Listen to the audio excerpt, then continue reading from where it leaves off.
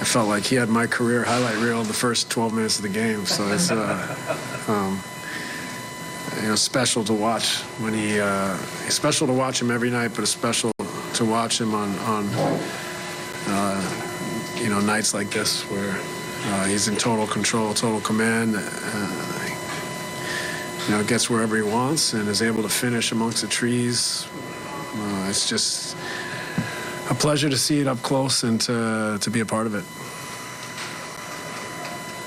Coach, what is it like seeing that from, obviously, your perspective playing the game? You guys see it through a completely different lens, like a quarterback on the floor.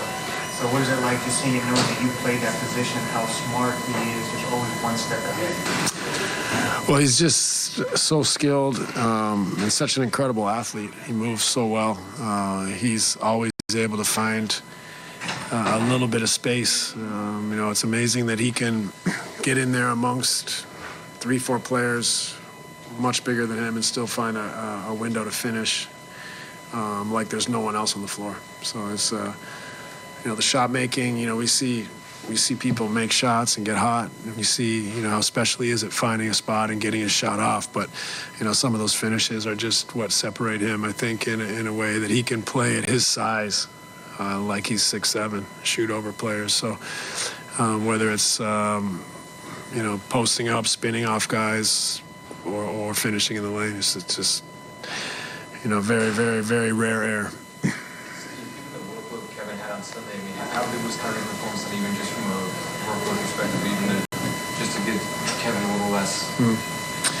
Yeah, I mean, tonight worked out well, just I think in the big picture, in that we were able to keep people's minutes relatively in check. Kai's the only guy that really played over 30 other than Kevin's 5 seconds. So, with Kai not playing tomorrow night, it was, I thought it worked out well for us tonight in many, many ways. But, most importantly, you never know how these games play out. We can say in hindsight that we were able to keep the minutes down, but most importantly, we finished the game on a professional note. Played well in the fourth quarter in a game that was already, out of hand in some ways. So I was proud of the guys for keeping their standards high. Steve, obviously the mandate is what it is. You guys have been dealing with it all year. But how do you guard against an emotional letdown given the way Kyrie Irving playing over the last couple weeks? Yeah, I mean, I think it's we're in a unique situation. So there's no guide to this. We just try our best to get the guys ready to play every night.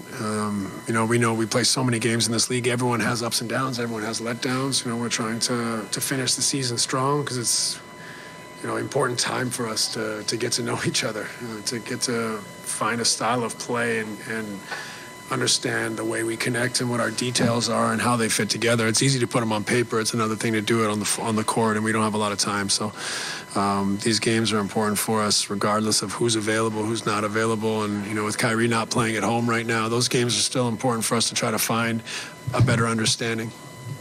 Obviously, you can't replicate what he gives you, but how do you then fill it knowing that as of now, he's only got 3 more regular season games left? Well, you don't fill it. You try to put your team in a position to play their best basketball with who's available. So, we'll see. We're obviously missing Seth, even missing Cam, who hasn't been in the rotation, but on a night like tonight, when we're 4 and 6, is difficult. So it puts more of a burden on everyone. That's why tonight was important, and it wasn't down to the wire. And we got a little bit of relief for a kind of a heavy week. So, we've had a lot of availability issues clearly throughout the season, and just trying to put ourselves in a position to win regardless of who's playing out there each night is a challenge. But we've had healthy bodies recently, or more so than we're used to, and we'll hopefully continue to get health in these last 13 games. Steve, were you aware of what the franchise scoring record was prior to tonight? Not prior to tonight. I was made aware at halftime. Coach, having been in his shoes before, what's your message to Kyrie when he's got the hot hand? You don't want to say much to him. You let him do his thing. It's not a time to fill his head with things. Let him play, let him stay in the zone, and enjoy himself out there. We know he's capable of this, but we also know you can't do this every night. It's just the way it is. So when he's got it rolling like that, you try to stay out of his way and and try to keep things as normal as possible so he doesn't feel like this is different or odd and it takes him out of his zone. And so I thought tonight, he was obviously was great, but his teammates were great too. They didn't make too big a deal of it. They all want him to score every time down, but they didn't overreact or make it an odd night. They just played the game the right way, and he was obviously brilliant. Not as extreme as baseball, where nobody would talk like that. Yeah, it's not quite as extreme, but similar vibes. I don't want to go to him. Hey, do you know you're on pace to? That's not really the thing to do. Kevin and Kyrie became the first NBA teammates that have 50-point games in a row. I mean, is there any party that gets none of this, given how frequent some of these performances have been?